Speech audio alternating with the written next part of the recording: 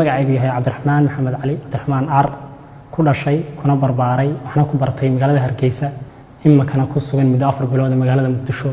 waxaan aad ugu faraxsanahay anigoon codsan in madaxweynaha Jamhuuriyadda Federaalka Soomaaliya mudane Maxamed Cabdullaahi Farmaajo uu ku qaabilay qasriga madaxtooyada Jamhuuriyadda Federaalka Soomaaliya taasoo aan gudbiyay astaanteeda wadaniyeed isaguna uu siiyay dardaaran iyo talooyin wax ku oola waxa kale oo madaxweynaha Jamhuuriyadda Federaalka Soomaaliya mudane Maxamed Cabdullaahi Farmaajo uu guddoonsiiyay hadiyad sharaf iyo astaan ka samaysan calanka Soomaaliya waxaan ka mahad celinayaa soo dhaweynta madaxweynaha Jamhuuriyadda Federaalka Soomaaliya mudane Maxamed Cabdullaahi Farmaajo